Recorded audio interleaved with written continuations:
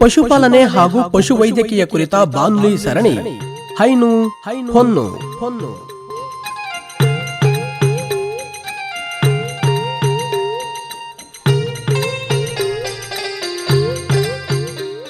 ಕೇಳಿ ಬಾನುಲಿ ಸರಣಿ ಹೈನು ಹೊನ್ನು.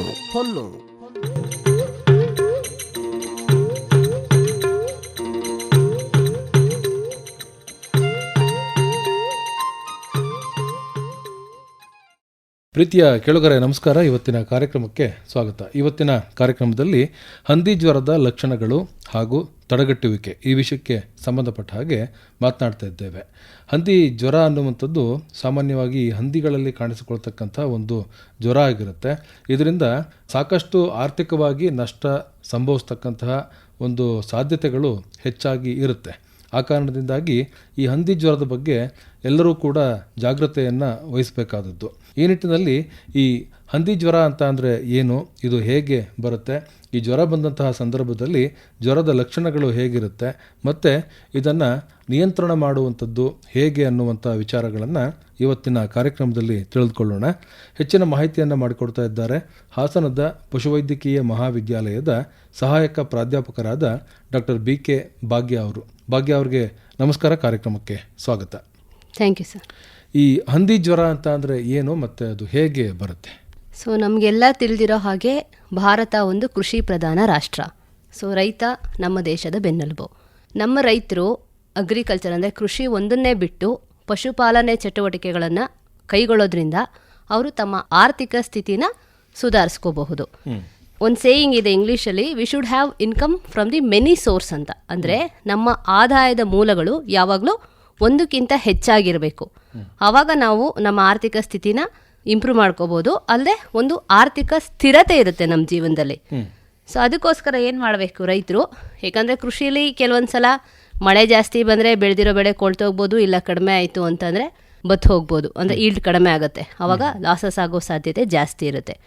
ಅಗ್ರಿಕಲ್ಚರ್ ಜೊತೆ ಈ ಪಶುಪಾಲನೆಯಲ್ಲಿ ಹೈನುಗಾರಿಕೆ ಆಗಿರ್ಬೋದು, ಅಂದರೆ ಹಸು ಸಾಕೋದು, ಕುರಿ ಸಾಕೋದು, ಮೇಕೆ ಸಾಕೋದು, ಕೋಳಿ ಸಾಕೋದು, ಹಂದಿ ಸಾಕೋದು, ಹಂಗೆ ಬೇರೆ ಬೇರೆ ವಿಧವಾದ ಚಟುವಟಿಕೆಗಳಿದೆ. ಸೊ ನಮಗೆ ಎಮರ್ಜೆನ್ಸಿ ಇವೆಲ್ಲ ಏನಂದರೆ ಇನ್ಸ್ಟೆಂಟ್ ಇನ್ಕಮ್ ಥರ. ನಮಗೇನಾದರೂ ದುಡ್ಡು ಬೇಕಾ, ಮನೇಲಿ ಕುರಿ ಸಾಕಿದರೆ ಒಂದು ಕುರಿ ಮಾರಿದ್ರೆ ಇವತ್ತು 10,000 to 15,000 ದುಡ್ಡು ಸಿಗುತ್ತೆ. ಬೇಡ ನಾಟಿ ಕೋಳಿ ಸಾಕಿದ್ರು ಸಾಕು, ಒಂದು ಕೋಳಿ ಮಾರಿದ್ರೂ ಮಿನಿಮಮ್ 500 to 600 ರೂಪಾಯಿ ದುಡ್ಡು ಸಿಗುತ್ತೆ. ಹಾಗಾಗಿ ನಾವು ಪಶುಪಾಲನೆ ಚಟುವಟಿಕೆ ಕೈಗೊಳ್ಳೋದ್ರಿಂದ ಆರ್ಥಿಕವಾಗಿ ನಾವು ಸ್ಥಿರತೆನ, ಅಂದರೆ ಮುಖ್ಯವಾಗಿ ರೈತರು ಆರ್ಥಿಕ ಸ್ಥಿರತೆನ ಹೊಂದಬಹುದು. ಈ ಎಲ್ಲ ಚಟುವಟಿಕೆಯಲ್ಲಿ ಯಾಕೆ ಹಂದಿ ಸಾಕಾಣಿಕೆ ಪ್ರಾಮುಖ್ಯತೆ ಇದೆ, ಹಂದಿ ಸಾಕಾಣಿಕೆ ಲಾಭ ಏನು ಅಂತಂದರೆ, ಹಂದಿಗಳು ನಾವು ನೀಡಿದಂತಹ ಆಹಾರನ ಸರಿಯಾದ ಸಮಯದಲ್ಲಿ ಬಳಸ್ಕೊಂಡು ಕಡಿಮೆ ಅವಧಿಯಲ್ಲಿ ಗಮನಾರ್ಹ ಬೆಳವಣಿಗೆನ ಹೊಂದೋ ಸಾಮರ್ಥ್ಯನ ಹೊಂದಿದ್ದಾವೆ. ಹೇಗೆ ಅಂದರೆ, ನಾವು ಖಾಲಿ ಕಿಚನ್ ಅಂದರೆ ಅಡುಗೆ ಮನೆ ವೇಸ್ಟ್ ಕೊಟ್ಟರೂ ಸಾಕು, ಅದು ಮಾಂಸವಾಗಿ ಕನ್ವರ್ಟ್ ಮಾಡೋ ಅಂತಹ ಸಾಮರ್ಥ್ಯನ ಹೊಂದಿರೋದ್ರಿಂದ ಕಡಿಮೆ ಅವಧಿಯಲ್ಲಿ ನಾವು ಒಳ್ಳೆ ಲಾಭನ ಪಡಿಬೋದು. ಈ ಹಂದಿ ಸಾಕಾಣಿಕೆಯಲ್ಲಿ ನಾವು ಯಶಸ್ಸು ಕಾಣಬೇಕು ಅಂತಂದರೆ, ಯಾವ ರೀತಿ ನಾವು ಬಿಸ್ನೆಸ್ ಮಾಡೋಕ್ಕೂ ಮುಂಚೆ ಪೂರ್ವಾಪರ ವಿಚಾರಿಸ್ತೀವೋ, ಅದೇ ರೀತಿ ಯಾವುದೇ ಚಟುವಟಿಕೆಯನ್ನು ಕೈಗೊಳ್ಳೋಕ್ಕೂ ಮುಂಚೆ ನಾವು ಅದ್ರ ಬಗ್ಗೆ ಏನು ಮಾಡಬೇಕು, ಏನು ಮಾಡಬಾರ್ದು, ಅಲ್ಲದೆ ಅವುಗಳಲ್ಲಿ ಬರುವಂತಹ ರೋಗಗಳು ಯಾವುದು, ಅದನ್ನು ತಡೆಗಟ್ಟೋ ವಿಧಾನಗಳ್ಯಾವುದು ಅಂತ ತಿಳ್ಕೊಂಡಾಗ ಮಾತ್ರ ನಾವು ಆ ಒಂದು ಚಟುವಟಿಕೆಯಲ್ಲಿ ಯಶಸ್ಸು ಕಾಣೋಕ್ಕೆ ಸಾಧ್ಯ. ಇಲ್ಲದೇ ಇದ್ದರೆ, ನಾವು ಸರಿಯಾಗಿ ತಿಳ್ಕೊಳ್ಳದೇ ಇದ್ದರೆ ಅದರಲ್ಲೂ ನಮಗೆ ಆರ್ಥಿಕ ನಷ್ಟ ಆಗೋ ಸಾಧ್ಯತೆ ಹೆಚ್ಚಾಗಿರುತ್ತೆ. ಅದಕ್ಕೋಸ್ಕರ ಮುಖ್ಯವಾಗಿ ಹಂದಿಗಳಲ್ಲಿ ಬರುವಂತಹ ಕಾಯಿಲೆಗಳ್ಯಾವುದು, ಅದನ್ನು ನಾವು ಹೇಗೆ ತಡೆಗಟ್ಟಬೇಕು ಅಂತ ತಿಳ್ಕೊಂಡಾಗ ಮಾತ್ರ ನಾವು ಯಶಸ್ವಿನ ಕಾಣಬಹುದು. ಅದರಲ್ಲಿ ತುಂಬ ಮುಖ್ಯವಾದ್ದು ಹಂದಿ ಜ್ವರ. ಯಾಕೆ ಅಂತಂದರೆ ಇದು ಒಂದು ಮಾರಣಾಂತಿಕ ಕಾಯಿಲೆ. ಸೊ ಹಂದಿ ಜ್ವರ ಬಂದರೆ ಸಾವನ್ನಪ್ಪೋ ಸಾಧ್ಯತೆ ಹೆಚ್ಚಾಗಿರೋದ್ರಿಂದ ಆರ್ಥಿಕ ನಷ್ಟ ಉಂಟಾಗುತ್ತೆ. ಅದಕ್ಕೋಸ್ಕರ ನಾವು ಹಂದಿ ಜ್ವರದ ಬಗ್ಗೆ ಮಾಹಿತಿ ತಿಳ್ಕೊಂಡಿರೋದು ಒಳ್ಳೆಯದು. ಹಂದಿ ಜ್ವರ ಅಂತ ಅಂದ್ರೇನು, ಇದು ಹೇಗೆ ಬರುತ್ತೆ? ಹಂದಿ ಜ್ವರ ಅನ್ನೋದು ಮುಖ್ಯವಾಗಿ ಅದು ಒಂದು ವೈರಾಣುವಿಂದ ಬರುವಂಥ ಕಾಯಿಲೆ. ಮುಖ್ಯವಾಗಿ ಹೆಸರೇ ಹೇಳೋ ಥರ ಅದು ಹಂದಿಗಳಲ್ಲಿ ಕಂಡುಬರುತ್ತೆ. ಇದು ಒಂದು ಸಾಂಕ್ರಾಮಿಕ ರೋಗ. ಸಾಂಕ್ರಾಮಿಕ ರೋಗ ಅಂತಂದರೆ ಒಂದು ಪ್ರಾಣಿಯಿಂದ ಮತ್ತೊಂದು ಪ್ರಾಣಿಗೆ ಹರಡುವಂತಹ ಕಾಯಿಲೆ. ಹಾಗಾಗಿ ಹಂದಿ ಜ್ವರ ಅನ್ನೋದು ಸಾಂಕ್ರಾಮಿಕ ಕಾಯಿಲೆ ಆಗಿರುತ್ತೆ. ಅಲ್ಲದೆ ಇದು ಎಲ್ಲ ವಯಸ್ಸಿನ ಹಂದಿಗಳಲ್ಲೂ ಕಂಡುಬರುತ್ತೆ. ಚಿಕ್ಕ ಮರಿಗಳಲ್ಲಿ ಇವುಗಳ ತೀವ್ರತೆ ಜಾಸ್ತಿ ಇರುತ್ತೆ. ಯಾಕಂದರೆ ಅವುಗಳಿಗೆ ರೋಗ ನಿರೋಧಕ ಶಕ್ತಿ ಕಡಿಮೆ ಇರೋದ್ರಿಂದ ತೀವ್ರತೆ ಜಾಸ್ತಿ ಇರುತ್ತೆ. ಮುಖ್ಯವಾಗಿ ಇದು ವೈರಾಣುವಿನಿಂದ ಬರುತ್ತೆ. ಯಾವ ವೈರಾಣುವಿನಿಂದ ಬರುತ್ತೆ? ಅದು ಹಾಕ್ ಕಾಲರಾ ವೈರಸ್ ಅಂತ ಇದೆ, ಆ ಒಂದು ವೈರಾಣುವಿಂದ ಬರುತ್ತದೆ. ಈ ಜ್ವರ ಬಂದಂಥ ಸಂದರ್ಭದಲ್ಲಿ ಆರ್ಥಿಕವಾಗಿ ಏನೆಲ್ಲ ಪ್ರಾಮುಖ್ಯತೆಯನ್ನು ಹೊಂದಿರುತ್ತದೆ? ಇದು ಮುಖ್ಯವಾಗಿ ಆರ್ಥಿಕ ಪ್ರಾಮುಖ್ಯತೆ ಏನು ಅಂತಂದರೆ, ನಾನು ಹೇಳ್ದಂಗೆ ಇದು ಒಂದು ಮಾರಣಾಂತಿಕ ಕಾಯಿಲೆ. ಸೊ ಬಂದ ತಕ್ಷಣ ಅದು ಕೆಲವೊಂದ್ಸಲ ಹಂದಿಗಳಲ್ಲಿ ಸಾವು ಸಂಭವಿಸುವ ಸಾಧ್ಯತೆ ಇರೋದ್ರಿಂದ ಒಂದು ಆರ್ಥಿಕ ನಷ್ಟ ಆಗುತ್ತೆ. ಇನ್ನು ಕೆಲವೊಂದ್ಸಲ ಸಾವು ಸಂಭವಿಸದೇ ಇರ್ಬೋದು, ಬಟ್ ಹುಷಾರಿಲ್ಲದೆ ಇರೋದಕ್ಕೆ ನಾವು ಟ್ರೀಟ್ಮೆಂಟ್ ಖರ್ಚು ಮಾಡಬೇಕು, ಅದಕ್ಕೂ ಖರ್ಚಾಗುತ್ತೆ. ಅದರಿಂದನೂ ರೈತರಿಗೆ ಆರ್ಥಿಕವಾಗಿ ನಷ್ಟ ಆಗುತ್ತೆ. ಅಲ್ಲದೆ ಮುಖ್ಯವಾಗಿ ಜಾಗತಿಕ ಮಟ್ಟದಲ್ಲಿ ನಾವೇನು ಇಂಟರ್ನ್ಯಾಷನಲ್ ಟ್ರೇಡ್ಸ್ ಅಂತ ಹೇಳ್ತೀವಲ್ವ, ಕೆಲವೊಂದು ರೋಗಗಳು ದೇಶದಲ್ಲಿ ಇದೆ ಅಂತಂದರೆ ನಾವು ನಮ್ಮ ಪ್ರಾಡಕ್ಟ್ಗಳನ್ನ, ಏನು ಮೀಟ್ ಇರ್ಬೋದು, ಮಾಂಸ ಇರ್ಬೋದು, ಮಾಂಸದ ಉತ್ಪನ್ನಗಳಿರ್ಬೋದು, ಅದನ್ನು ಬೇರೆ ದೇಶಕ್ಕೆ ರವಾನೆ ಮಾಡ್ಲಿಕ್ಕೆ ಆಗಲ್ಲ. ಅವರು ಇಂಥ ಕಂಟೇಜಿಯಸ್ ಏನು ಹೇಳಿದ್ನಲ್ಲ, ಸಾಂಕ್ರಾಮಿಕ ರೋಗಗಳು ಇರುತ್ತೆ ಅಂದಾಗ, ಯಾಕಂದರೆ ನಮ್ಮ ದೇಶದಿಂದ ಮತ್ತೊಂದು ದೇಶಕ್ಕೆ ಹರಡೋ ಸಾಧ್ಯತೆ ಇರುತ್ತೆ. ಕೆಲವೊಂದು ಕಂಟ್ರಿಗಳಲ್ಲಿ ಡಿಸೀಸ್ ಫ್ರೀ ಝೋನ್ ಅಂತ ಏನು ಹೇಳ್ತೀವಿ, ಅದು ರೋಗಮುಕ್ತ ಪ್ರದೇಶ ಇದ್ದಾಗ ಏನು ಮಾಡ್ತಾರೆ, ಬೇರೆ ಕಡೆ ಇಂಥ ಕಾಯಿಲೆ ಇದೆ ಅಂತಂದರೆ ಆ ಕಾಯಿಲೆ ಇರುವಂತಹ ದೇಶದಿಂದ ಯಾವುದೇ ಒಂದು ಮೀಟ್ ಮತ್ತು ಮೀಟ್ ಪ್ರಾಡಕ್ಟ್ಸ್ಗಳನ್ನ ಅವರು ಆಮದು ಮಾಡ್ಕೊಳ್ಳಲ್ಲ. ಹಾಗಾಗಿ ಜಾಗತಿಕ ಮಟ್ಟದಲ್ಲೂ ಸಹ ಲಾಸ್ ಆಗೋ ಸಾಧ್ಯತೆ ಹೆಚ್ಚಾಗಿರುತ್ತೆ. ಈ ಒಂದು ಹಂದಿ ಜ್ವರ ಏನಿದೆಯೋ ಇದು ಹೇಗೆ ಹರಡುತ್ತೆ ಮತ್ತು ಹರಡುವಾಗ ಎಷ್ಟು ವಿಧಗಳು ಇದ್ದಾವೆ? ಈ ರೋಗ ನಾನು ಹೇಳ್ದಂಗೆ ಸಾಂಕ್ರಾಮಿಕ ರೋಗ, ಒಂದು ಪ್ರಾಣಿಯಿಂದ ಮತ್ತೊಂದು ಪ್ರಾಣಿ ಹರಡುತ್ತೆ. ಹೌದು. ಈ ರೋಗಗ್ರಸ್ತ ಪ್ರಾಣಿಗಳು ಏನು ಮಾಡುತ್ತೆ, ತಮ್ಮ ದೇಹದ ಎಲ್ಲ ಸ್ರವಿಕೆ ಮಧ್ಯದಲ್ಲಿ ಈ ಒಂದು ವೈರಸ್ನ ವಿಸರ್ಜಿಸುತ್ತೆ. ಈ ವೈರಸ್ ವಿಸರಿಸಿದಾಗ ಏನಾಗುತ್ತೆ, ಸೊ ಏನು ನಾವು ನೀರು ಇಟ್ಟಿರ್ತೀವಿ, ತಿನ್ನೋಕೆ ಆಹಾರ ಪದಾರ್ಥ ಇಟ್ಟಿರ್ತೀವಿ, ಅದು ಕಲುಷಿತ ಆಗುವಂತಹ ಸಾಧ್ಯತೆ ಜಾಸ್ತಿ ಇರುತ್ತೆ. ಸೊ ಚೆನ್ನಾಗಿರುವಂಥ ಅಂದರೆ ಆರೋಗ್ಯವಾಗಿರುವಂತಹ ಪ್ರಾಣಿಗಳು ಈ ವೈರಾಣುವಿನಿಂದ ಕಲುಷಿತವಾಗಿರುವಂತಹ ನೀರೇ ಆಗಲಿ ಅಥವಾ ಆಹಾರನೇ ಆಗಲಿ ಸೇವಿಸಿದಾಗ ಅದಕ್ಕೆ ಇನ್ಫೆಕ್ಷನ್ ಅಂದರೆ ಕಾಯಿಲೆ ಬರೋ ಸಾಧ್ಯತೆ ಹೆಚ್ಚಾಗಿರುತ್ತೆ. ಅಲ್ಲದೆ ಕೆಲವೊಂದ್ಸಲ ಗಾಳಿ ಮೂಲಕ ಈ ರೋಗ ಹರಡೋ ಸಾಧ್ಯತೆ ಜಾಸ್ತಿ ಇರುತ್ತೆ. ಅಂದರೆ ತುಂಬ ದೂರ ಆಗಲ್ಲ, ಅಂದರೆ ಒಂದು ಕೊಟ್ಟಿಗೆಯಲ್ಲಿ ಇದೆ ಅಂದರೆ ಅಪ್ ಟು 1 ಮೀಟ್ರ್ ತನಕ. ಈ ಕಾಲ್ಬಾಯಿ ಜ್ವರ ಎಲ್ಲ ಆದರೆ ಕೆಲವೊಂದ್ಸಲ ಕಿಲೋಮೀಟ್ರ್ ಗಟ್ಟಲೆ ಹರಡೋ ಸಾಧ್ಯತೆ ಇರುತ್ತೆ. ಬಟ್ ಇದರಲ್ಲಿ ಅಷ್ಟು ದೂರದ ತನಕ ಆಗಲ್ಲ, ಅಪ್ ಟು 1 ಮೀಟ್ರ್ ತನಕ ಅದು ಗಾಳಿ ಮೂಲಕ ಹರಡೋ ಸಾಧ್ಯತೆ ಹೆಚ್ಚಾಗಿರುತ್ತೆ. ಅಲ್ಲದೆ ಕೆಲವೊಂದ್ಸಲ ವ್ಯಾಕ್ಸಿನೇಷನ್ ಮಾಡುವಾಗ ಏನು ಅಂತಂದರೆ single syringe single needle for single animal ಅಂತ ಹೇಳ್ತೀವಿ. ಅಂದರೆ ಒಂದು ಸೂಜಿ ಒಂದು ಪ್ರಾಣಿಗೆ ಮಾತ್ರ. ಸೊ ಪ್ರತಿ ಪ್ರಾಣಿಗೂ ನಾವು ವ್ಯಾಕ್ಸಿನ್ ಕೊಡುವಾಗ ಆಗಲಿ ನಾವು ಸೂಜಿನ ಬದಲಾಯಿಸಬೇಕು. ಯಾವಾಗ ನಾವು ಒಂದೇ ಸೂಜಿಲಿ ಹಲವಾರು ಪ್ರಾಣಿಗಳಿಗೆ ವ್ಯಾಕ್ಸಿನ್ ಕೊಟ್ಟಾಗ ಏನಾಗುತ್ತೆ, ರೋಗಗ್ರಸ್ತ ಪ್ರಾಣಿಲಿರುವಂತಹ ವೈರಸ್ಸು ಆರೋಗ್ಯವಾಗಿರುವಂತಹ ಪ್ರಾಣಿಗಳಿಗೆ ಹರಡೋ ಸಾಧ್ಯತೆ ಹೆಚ್ಚಾಗಿರುತ್ತೆ. ಅಲ್ಲದೆ ಕೆಲವೊಂದು ಸಲ ಅನಿಮಿಯಾ ಆಗುತ್ತೆ ಐರನ್ ಡಿಫಿಷಿಯನ್ಸಿಯಿಂದ ಹಂದಿಗಳಲ್ಲಿ. ಅವಾಗಾದರೂ ಅಷ್ಟೇ ಐರನ್ ಇಂಜೆಕ್ಷನ್ಸ್ ಕೊಡುವಾಗ ಒಂದೇ ಸೂಜಿನ ಬಳಸಿದ್ರೆ ನಾವು ಆಗ ಕೂಡ ವೈರಾಣು ಒಂದು ಹಂದಿಯಿಂದ ಒಂದು ಪ್ರಾಣಿಯಿಂದ ಮತ್ತೊಂದು ಪ್ರಾಣಿಗೆ ಹರಡೋ ಸಾಧ್ಯತೆ ಹೆಚ್ಚಾಗಿರುತ್ತೆ.